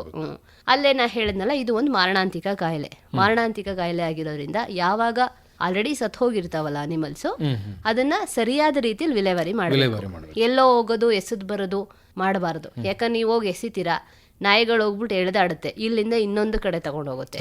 ಸೊ ಅದು ಇಲ್ಲಿಂದ ಮತ್ತೊಂದು ಕಡೆಗೆ ರೋಗ ಹರಡೋ ಸಾಧ್ಯತೆ ಜಾಸ್ತಿ ಇರುತ್ತೆ. ಹಾಗಾಗಿ ಸಾವನ್ನಪ್ಪಿರೋ ಪ್ರಾಣಿಗಳನ್ನ ಸರಿಯಾದ ರೀತಿಯಲ್ಲಿ ವಿಲೇವಾರಿ ಮಾಡಬೇಕು. ಒಂದು ಹೂತಾಕ್ಬೇಕು, ಇಲ್ಲ ಸುಟ್ಟಾಕ್ಬೇಕು. ನಾನು ಹೇಳ್ದಂಗೆ ಹೇಳಿಲ್ಲ, ರೋಗಗ್ರಸ್ತ ಪ್ರಾಣಿಗಳ ಸ್ರವಿಕೆಯಲ್ಲಿ ಈ ವೈರಾಣುಗಳು ಇರೋದ್ರಿಂದ ಏನಾಗುತ್ತೆ, ಬೆಡ್ಡಿಂಗ್ ಮೆಟೀರಿಯಲ್ ಆಗಿರ್ಬೋದು, ಬೇರೆ ಏನಾದರೂ ಇರ್ಬೋದು, ಆ ಒಂದು ಪ್ರಾಣಿ ಜೊತೆ ಇದ್ದಂತಹ ವಸ್ತುಗಳನ್ನು ಸಹ ಸುಟ್ಟು ಹಾಕಬೇಕು, ಇಲ್ಲ ಚೇಂಜ್ ಮಾಡಬೇಕು. ಇಲ್ಲದೇ ಇದ್ರೆ ಮತ್ತೊಂದು ಪ್ರಾಣಿ ಹರಡೋ ಸಾಧ್ಯತೆ ಜಾಸ್ತಿ ಇರುತ್ತೆ. ಇಷ್ಟೆಲ್ಲ ಆದಮೇಲೆ ಏನು ಮಾಡಬೇಕು, ನಾವು ಕೊಟ್ಟಿಗೆನ ಇಲ್ಲ ಅನಿಮಲ್ ಶೆಡ್ನ ಸೂಕ್ತ ಕ್ರಿಮಿನಾಶಕಗಳನ್ನ ಬಳಸಿ ಕ್ಲೀನ್ ಮಾಡಬೇಕು. ಅದೇ ಬೇರೆ ಬೇರೆ ಥರದಿರುತ್ತೆ. ಬ್ಲೀಚ್ ಆಗಿರ್ಬೋದು, ಕೆಲವೊಂದ್ಸಲ ಆಲ್ಡಿಹೈಡ್ ಸಿಗುತ್ತೆ, ಫಾರ್ಮಾಲ್ಡಿಹೈಡು, ಗ್ಲುರಾಲ್ಡಿಹೈಡು, ಇಲ್ಲ ಫಿನಾಲಿ ಕಾಂಪೌಂಡ್ಸ್ ಇರುತ್ತೆ. ಸೊ ಅವುಗಳನ್ನು ತಂದು ನೀಟಾಗಿ ಆ ಕೊಟ್ಟಿಗೆ ಕ್ಲೀನ್ ಮಾಡಿದಾಗ ಏನಾಗುತ್ತೆ, ಅದು ವೈರಸ್ಸು ಸತ್ತು ಹೋಗುತ್ತೆ. ಆವಾಗ ಮತ್ತೆ ಹರಡೋ ಸಾಧ್ಯತೆ ಕಡಿಮೆ ಆಗುತ್ತೆ, ಅಂದರೆ ನಿಯಂತ್ರಿಸ್ಬೋದು. ಆವಾಗ ಈ ಎಲ್ಲ ಮೆಥಡ್ನ ಫಾಲೋ ಮಾಡೋದ್ರ ಮೂಲಕ ನಾವು ರೋಗನ ತಡೆಗಟ್ಬೋದು. ಮುಖ್ಯವಾಗಿ ಏನು ಅಂದರೆ ನಾವು ಲಸಿಕೆ ಹಾಕಿಸ್ಬೇಕು. ಬಂದಾದ್ಮೇಲೆ ಇಷ್ಟೆಲ್ಲ ಮಾಡಿದ್ವಿ. ಸೊ ಬರೋಕ್ಕೂ ಮುಂಚೆನೇ ಏನು ಬೆಸ್ಟ್ ಅಂತಂದರೆ prevention is better than cure ಅನ್ನೋ ಥರ ನಾವು ಲಸಿಕೆ ಹಾಕಿಸ್ಬೇಕು. ಸೊ ಪಶುವೈದ್ಯರ ಸಲಹೆ ಮೇರೆಗೆ ಸೂಕ್ತ ವಯಸ್ಸಲ್ಲಿ ಲಸಿಕೆ ಹಾಕಿಸೋದ್ರಿಂದ ಈ ಒಂದು ಹಂದಿ ಜ್ವರ ಬರದೇ ಇರೋ ಥರ, ಬಂದ ಮೇಲೆ ಇಷ್ಟೆಲ್ಲ ನಾವು ಲಾಸ್ ಮಾಡಿಸ್ಕೊಳ್ಳೋದಕ್ಕಿಂತ ಬರೋಕ್ಕೂ ಮುಂಚೆನೇ ನಾವು ಲಸಿಕೆ ಹಾಕ್ಸಿದ್ರೆ ಹಂದಿ ಜ್ವರ ಬರೋದನ್ನು ನಾವು ತಡೆಗಟ್ಬೋದು, ಆರ್ಥಿಕ ನಷ್ಟ ಆಗೋದನ್ನು ತಡೆಗಟ್ಬೋದು. ಸೊ ನಾವು ಹಂದಿ ಸಾಕಿದ್ರೆ ಆವಾಗ ನಾವು ಯಶಸ್ಸನ್ನು ಕಾಣಬಹುದು. ಈ ಲಸಿಕೆಯನ್ನು ಯಾವಾಗ ಹಾಕಿಸ್ಬೇಕು ಮತ್ತು ಎಷ್ಟು ದಿವಸಗಳಿಗೊಮ್ಮೆ ಹಾಕಿಸ್ಬೇಕಾಗುತ್ತೆ? ಯೂಶಲಿ 4 ವಾರದಿಂದ 8 ವಾರದ ಒಳಗೆ ಒಂದ್ಸಲ ಹಾಕಿಸ್ಬೇಕಾಗತ್ತೆ. ಆಮೇಲೆ 3 ವಾರ ಬಿಟ್ಟು ಒಂದ್ಸಲ ಬೂಸ್ಟರು, ಮತ್ತೆ ವರ್ಷಕ್ಕೊಂದೊಂದ್ಸಲ ಹಾಕ್ಸಿದ್ರು ಆಯ್ತು. ವರ್ಷಕ್ಕೊಂದ್ಸಲ ಹಾಕ್ಸಿದ್ರೆ, ಯಾಕಂದ್ರೆ ಅದು ಲೈವ್ ಅಟೆನ್ಯೂಟೆಡ್ ವ್ಯಾಕ್ಸಿನ್ ಇರೋದ್ರಿಂದ ನೀವು ಅಟ್ಲೀಸ್ಟ್ ವರ್ಷಕ್ಕೊಂದ್ಸಲನಾದ್ರೂ ಹಾಕಿಸ್ಬೇಕಾಗತ್ತೆ. ಯಾಕಂದ್ರೆ ತಾಯಿಗೆ ಹಾಕ್ಸಿದಾಗ ಸ್ವಲ್ಪ ಟೈಮ್ ತಗೋಬಹುದು, ಬಟ್ ನೀವು ಹೊಸದಾಗಿ ತಂದಿದ್ರೆ ನಿಮಗೇನು ಹಂದಿ ಮರಿಗಳು ತಂದಾಗ ಆದಷ್ಟು ನೀವು 4 ರಿಂದ 8 ವಾರ, ಮಿನಿಮಮ್ 4 ವಾರದಿಂದ 8 ವಾರದ ಒಳಗೆ ನೀವು ಲಸಿಕೆ ಹಾಕ್ಸಿದ್ರೆ ಒಳ್ಳೆಯದು. ತಾವು ಹೇಳಿದ್ರಿ ಆಗ್ಲೇ ಈ ಹಂದಿ ಜ್ವರ ಅನ್ನುವಂಥದ್ದು ಮಾರಣಾಂತಿಕವಾದಂಥ ಒಂದು ಜ್ವರ ಅಂತ ಹೇಳಿ. ಯಾಕಿದು ಮಾರಣಾಂತಿಕ? ಏನು ಹಂದಿಗಳಿಗೆ ತಡೀಲಿಕ್ಕಾಗೋದಿಲ್ವೋ ಅಥವಾ ಒಂದು ವೈರಸ್ಸು ಅಷ್ಟೊಂದು ಸ್ಟ್ರಾಂಗ್ ಆಗಿರುತ್ತೆ? ಹೇಗೆ? ವೈರಸ್ ಅಷ್ಟು ಸ್ಟ್ರಾಂಗ್ ಆಗಿರುತ್ತೆ, ಹಾಗಾಗಿ ಅದು ಫೇಟಲ್ ಡಿಸೀಸ್. ಅದನ್ನ ಹೇಳಿದ್ನಲ್ಲ, ಆ ವೈರಸ್ಗೆ ಇರೋ ತೀವ್ರತೆ ತುಂಬಾ ತೀವ್ರತೆ ಇದ್ರೆ ಕೆಲವೊಂದ್ಸಲ ಕ್ರಾನಿಕ್ ಫಾರ್ಮ್ ಅಲ್ಲಿ ಸಡನ್ ಆಗಿ ಸತ್ತು ಹೋಗದೆ ಇರ್ಬೋದು, ಬಟ್ ತೀವ್ರತೆ ಜಾಸ್ತಿ ಇರೋದ್ರಿಂದ ಅದು ಸತ್ತು ಹೋಗೋ ಸಾಧ್ಯತೆ ಹೆಚ್ಚಾಗಿರುತ್ತೆ. ಅದ್ರ ತೀವ್ರತೆ ಕಡಿಮೆ ಇದ್ರೆ ಇರುತ್ತೆ ಅನಿಮಲ್ಲು, ಏನು ಅಂದ್ರೆ ಕುಂಠಿತ ಬೆಳವಣಿಗೆ, ಅದು ಒಂಥರ ಲಾಸೇನೆ. ಇದು ಸಡನ್ ಸತ್ತೋಗೋದ್ರಿಂದ ಇಮಿಡಿಯೇಟ್ ಲಾಸ್ ಆಗುತ್ತೆ. ಇದು over a period of time ಅದು ಬಾಡಿ ಕಂಡೀಷನ್ ಡೆವಲಪ್ ಆಗಲ್ಲ ಅಂದ್ರೆ ಅದು ಲಾಸೇ ಅಲ್ವಾ. ಸೊ ಹಾಗೆ over a period of time loss ಆಗುತ್ತೆ ನಮಗೆ, ಇಲ್ಲಿ ಸಡನ್ ಲಾಸ್ ಆಗುತ್ತೆ ಅಷ್ಟೇ. ಈ ಹಂದಿ ಜ್ವರ ಮನುಷ್ಯರಿಗೆ ಬರುವಂತಹ ಸಾಧ್ಯತೆ ಇಲ್ಲ. ಇದು ಝೂನೋಟಿಕ್ ಡಿಸೀಸ್ ಅಲ್ಲ. ಕೆಲವೊಂದು ಕಾಯಿಲೆಗಳು ಪ್ರಾಣಿಗಳಿಂದ ಮನುಷ್ಯರಿಗೆ ಬರುತ್ತೆ, ಆದ್ರೆ ಈ ಹಂದಿ ಜ್ವರ ಮನುಷ್ಯರಿಗೆ ಬರಲ್ಲ. ಈ ಹಂದಿ ಜ್ವರ ಬಂದಂತ ಸಂದರ್ಭದಲ್ಲಿ ಈ ಶೆಡ್ಗಳಲ್ಲಿ ಅಥವಾ ಫಾರಂ ಅಲ್ಲಿ ಕೆಲಸ ಮಾಡೋ ಅಂತವ್ರು ಏನಾದರೂ ಮುಂಜಾಗ್ರತಾ ಕ್ರಮಗಳನ್ನು ವಹಿಸಬೇಕು? ಮುಂಜಾಗ್ರತಾ ಅಂತಂದ್ರೆ ಯಾವುದೇ ಆಗ್ಲಿ, ಒಬ್ರು ಒಂದು ಶೆಡ್ ಅಲ್ಲಿ ಔಟ್ ಬ್ರೇಕ್ ಇದೆ ಅಂತಂದ್ರೆ ಅಲ್ಲಿ ಕೆಲಸ ಮಾಡೋ ಅಟೆಂಡರ್ ಆಗಿರ್ಬೋದು ಮತ್ತೊಂದು ಶೆಡ್ಗೆ ಹೋಗ್ಬಾರ್ದು. ಅಲ್ಲದೆ ಯಾವಾಗ ಅಷ್ಟೇನೆ ನಾ ಹೇಳದ್ನಲ್ಲ, ಆದಷ್ಟು ಬೇಗ ಸಪ್ರೇಟ್ ಮಾಡಬೇಕು. ಮತ್ತು ಮುಂಜಾಗ್ರತೆ ಅಂತಂದರೆ ಹೊರಗ್ನೋರು ಕೆಲವೊಂದ್ಸಲ ಫುಡ್ ತರೋ ಅಂಥ ವೆಹಿಕಲ್ಸ್ ಆ ಥರ ಯಾವುದು ಇರ್ಬೋದು, ಅದು ಬೇರೆ ಫಾರ್ಮಲ್ ಇರುತ್ತೆ, ನಮಗೆ ಬಂದಿರುತ್ತಲ್ಲ. ಸೊ ಅದಾದರೂ ಅಷ್ಟೇ ಫುಟ್ಪಾತ್ ಥರ ಅಲ್ಲಿ ಏನಾದರೂ ಇವನ್ಗಳನ್ನ ಹಾಕೊಂಡು ಅಲ್ಲಿ ಫುಟ್ಪಾತಲ್ಲಿ ಇದನ್ನ ಮಾಡ್ಕೊಂಡು ಎಂಟ್ರಿ ಮಾಡೋದ್ರಿಂದ ಇರ್ಬೋದು. ಸೊ ಮೆಕ್ಯಾನಿಕಲಿ ಇತ್ತು ಅಂತಾರೆ ಅವ್ರು ಆದಷ್ಟು ಅಲ್ಲಿರೋಂತಹ ಇವುಗಳನ್ನ ಆಬ್ಜೆಕ್ಟ್ಸ್ ಅಂತ ಹೇಳಿದ ಉಪಕರಣಗಳನ್ನ ಅವನು ಕೂಡ ನೀಟಾಗಿ ಕ್ಲೀನಾಗಿ ಇಟ್ಕೊಂಡ್ರೆ ಒಟ್ಟು ಏನು ಆ ಶೆಡ್ಡಿಂದ ಇನ್ನೊಂದು ಶೆಡ್ಡಿಗೆ ಯಾವುದು ಇನ್ ಬಿಟ್ವೀನ್ ಶೆಡ್ಸ್ ಅವರು ಓಡಾಡಿಸ್ಬಾರ್ದು. ಅಲ್ಲೇ ಒಂದು ಶೆಡ್ಡಲ್ಲಿ ಇದೆ ಅಂದರೆ ಅದನ್ನ ಅಲ್ಲೇ ಇಟ್ಕೊಂಡ್ರೆ ಒಳ್ಳೇದು. ಆ ವ್ಯಕ್ತಿ ಇಲ್ಲಿಂದ ಅಲ್ಲಿಗಾಗಲಿ ಅಲ್ಲಿಂದ ಇಲ್ಲಿಗಾಗಲಿ ಓಡಾಡಿದ್ರೆ ಸೊ ತಾನು ಹಾಕಿರೋ ಮೆಕ್ಯಾನಿಕಲಿ ಬಟ್ಟೆಗಳ ಮೂಲಕ ಇಲ್ಲ ತಾನು ಉಪಕರಣ ಇಲ್ಲಿಂದ ತಂದು ಅಲ್ಲಿ ತಗೊಂಡು ಹೋದ್ರು ಅಂದರೆ ಮತ್ತೆ ಅಲ್ಲಿಗೆ ಹರಡೋ ಸಾಧ್ಯತೆ ಹೆಚ್ಚಾಗಿರುತ್ತೆ. ಜ್ವರ ಬಂದಿದೆ ಅಂತ ಹೇಳಿ ಗೊತ್ತಾದ ತಕ್ಷಣ ಏನು ಮಾಡಬೇಕಾಗುತ್ತೆ ಅಂತ ಅಂದರೆ, ಒಂದು ತಾವು ಹೇಳಿದಾಗೆ ಬಂದಿರುವಂಥ ಹಂದಿಯನ್ನು ಕ್ವಾರಂಟೈನ್ ಮಾಡೋ ಅಂಥದ್ದು, ಉಳಿದ ಹಂದಿಗಳನ್ನು ಕೇರ್ ಮಾಡುವಂಥದ್ದು ಹೇಗೆ? ಉಳಿದ ಹಂದಿಗಳು ಅಂತಂದರೆ ನೀವು ಫಸ್ಟು ಅಟ್ಲೀಸ್ಟ್ ಏನು ಅಂತಾನೆ ಮಿನಿಮಮ್ಮು ನೀವು ವೆಟ್ನರಿ ಡಾಕ್ಟ್ರನ್ನ ಕನ್ಸಲ್ಟ್ ಮಾಡಬೇಕು, ಸಪ್ರೇಟ್ ಮಾಡ್ಕೋಬೇಕು. ಇನ್ಫೆಕ್ಟೆಡ್ ಅನಿಮಲ್ ಇದೆಯಲ್ವಾ ಅದಕ್ಕೆ ಟ್ರೀಟ್ಮೆಂಟ್ ಕೊಡಿಸ್ಬೇಕು. ಕೆಲವೊಂದ್ಸಲ ಸಿವಿಯಾರಿಟಿ ಜಾಸ್ತಿ ಇದ್ರೆ ಸತ್ತು ಹೋಗೋ ಸಾಧ್ಯತೆ ಇರುತ್ತೆ, ಇಲ್ಲ ಅದು ಟ್ರೀಟ್ಮೆಂಟ್ ಕೊಟ್ಟರೆ ಬದುಕೋ ಸಾಧ್ಯತೆ ಇದೆ ಅಂತಂದರೆ ಫಸ್ಟ್ ಅದಕ್ಕೆ ಟ್ರೀಟ್ಮೆಂಟ್ ಕೊಡಿಸ್ಬೇಕು. ಅಂತಿಮವಾಗಿ ಹಂದಿ ಜ್ವರದ ಬಗ್ಗೆ ಏನು ಹೇಳಲಿಕ್ಕೆ ಇಷ್ಟಪಡ್ತೀರಿ? ಅಂತಿಮವಾಗಿ ಹೇಳೋದೇನು ಅಂತಂದರೆ, so prevention is better than cure ಅನ್ನೋ ಥರ ಯಾರೇ ಆಗಲಿ ನೀವು ಯಾವುದನ್ನೇ ಈಗ ಹಂದಿ ಫಾರ್ಮ್ ಮಾಡ್ತೀರಾ ಅಂತಂದರೆ ಅದರದ್ದೇ ಆದ ತರಬೇತಿಗಳಿರುತ್ತೆ, ಇಲ್ಲ ಇಂಟರ್ನೆಟ್ಟಲ್ಲಿ ನಿಮಗೆ ಮಾಹಿತಿ ಇರುತ್ತೆ. ನಿಮ್ಗೆ ಏನೂ ಗೊತ್ತಾಗದೇ ಇಲ್ಲ ಹತ್ತಿರದ ಅಟ್ಲೀಸ್ಟ್ ಪಶುವೈದ್ಯಾಧಿಕಾರಿ ಹತ್ರ ಹೋಗ್ಬಿಟ್ಟು ನೀವು ಕೇಳಿದ್ರೆ ಅವರು ನಿಮ್ಮನ್ನ ಗೈಡ್ ಮಾಡ್ತಾರೆ. ಅಟ್ಲೀಸ್ಟ್ ಯಾವಾಗಾದರೂ ನೀವು ಅನಿಮಲ್ನ ತರ್ತೀವಿ ಅಂತಂದರೆ ಆದಷ್ಟು ಒಂದು ಆರ್ಗನೈಸ್ಡ್ ಫಾರ್ಮಿಂದ ತಗೊಂಬನ್ನಿ, ಆವಾಗ ನಿಮಗೆ ಅನಿಮಲ್ ಬಗ್ಗೆ ಡೀಟೇಲ್ಸ್ ಇರುತ್ತೆ, ಹಿಸ್ಟ್ರಿ ಇರುತ್ತೆ. ಹಾಗಾಗಿ ಅದ್ರ ಮೇಲೆ ಇದು ಮಾಡಿಕೊಂಡು ಸೊ ಹಂದಿ ಜ್ವರದ ವ್ಯಾಕ್ಸಿನ್ ಎಲ್ಲ ಹಾಕ್ಸೋದ್ರಿಂದ ಪ್ರಾಪರಾಗಿ ನೀವು ಕೇರ್ ಮಾಡೋದ್ರಿಂದ ನೀವು ಹಂದಿ ಜ್ವರನ ಬರೋದನ್ನ ತಡೆಗಟ್ಟಬಹುದು. ಈ ಹಂದಿ ಜ್ವರದ ಬಗ್ಗೆ ಇನ್ನೂ ಹೆಚ್ಚಿನ ಮಾಹಿತಿ ಬೇಕು ಅಂತ ಹೇಳಿದರೆ ತಮ್ಮನ್ನು ಸಂಪರ್ಕ ಮಾಡ್ತಕ್ಕಂಥದ್ದು ಹೇಗೆ? ನೀವು ನನಗೆ ದೂರವಾಣಿ ಸಂಖ್ಯೆ ಮಾಡಿದ್ರು ಆಯಿತು. ನನ್ನ ದೂರವಾಣಿ ಸಂಖ್ಯೆ 70-220-70-725. ಇನ್ನೊಮ್ಮೆ ನಿಮ್ಮ ಸಂಪರ್ಕ ಸಂಖ್ಯೆಯನ್ನು ಹೇಳಿ. 70-220-70-725. ಒಳ್ಳೆಯದು. ಡಾಕ್ಟರ್ BK ಭಾಗ್ಯ ಅವರೇ, ಇವತ್ತಿನ ಕಾರ್ಯಕ್ರಮದಲ್ಲಿ ಹಂದಿ ಜ್ವರದ ಲಕ್ಷಣಗಳು ಹಾಗೂ ತಡೆಗಟ್ಟುವಿಕೆ ಈ ವಿಷಯಕ್ಕೆ ಸಂಬಂಧಪಟ್ಟ ಹಾಗೆ ವಿವರವಾದಂತಹ ಮಾಹಿತಿಯನ್ನು ನಮ್ಮ ಕೇಳುಗರಿಗೆ ಮಾಡಿಕೊಟ್ರಿ. ತಮಗೆ ಧನ್ಯವಾದಗಳು. ನಮಸ್ಕಾರ. Thank you sir. ಇದುವರೆಗೆ ಹಂದಿಗಳಲ್ಲಿ ಜ್ವರದ ಲಕ್ಷಣಗಳು ಹಾಗೂ ತಡೆಗಟ್ಟುವಿಕೆ ಕುರಿತಂತೆ ಹಾಸನದ ಪಶುವೈದ್ಯಕೀಯ ಮಹಾವಿದ್ಯಾಲಯದ ಸಹಾಯಕ ಪ್ರಾಧ್ಯಾಪಕರಾದ ಡಾಕ್ಟರ್ BK ಭಾಗ್ಯ ಅವರೊಂದಿಗಿನ ಸಂದರ್ಶನ ಕೇಳಿದಿರಿ. ರೈತ ಬಾಂಧವರೇ, ಇದೇ ಸರಣಿಯ ನಮ್ಮ ಮುಂದಿನ ಕಾರ್ಯಕ್ರಮದಲ್ಲಿ ರಾಸಾಯನಿಕೇತರ ಕ್ರಮಗಳನ್ನು ಉಪಯೋಗಿಸಿ ಪರಾವಲಂಬಿ ಜೀವಿಗಳ ನಿಯಂತ್ರಣ ಈ ಕುರಿತಂತೆ ಹಾಸನದ ಪಶುವೈದ್ಯಕೀಯ ಮಹಾವಿದ್ಯಾಲಯದ ಸಹಾಯಕ ಪ್ರಾಧ್ಯಾಪಕರಾದ ಡಾಕ್ಟರ್ M. ವೀಣಾ ಅವರೊಂದಿಗಿನ ಸಂದರ್ಶನವನ್ನು ಆಲಿಸಬಹುದು.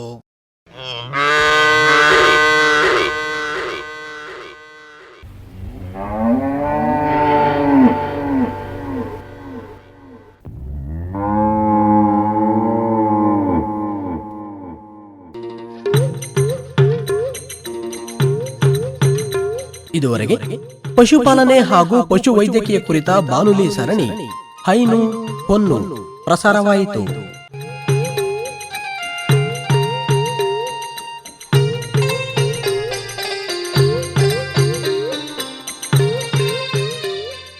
ಪ್ರಸ್ತುತಪಡಿಸಿದವರು ಅರಕಲಗೂಡು ವಿ. ಮಧುಸೂದನ್.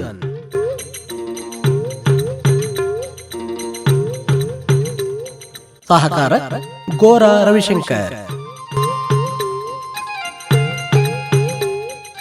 ಈ ಕಾರ್ಯಕ್ರಮ ಆಕಾಶವಾಣಿ ಹಾಸನ ಕೇಂದ್ರದಿಂದ ಬಿತ್ತರವಾಯಿತು.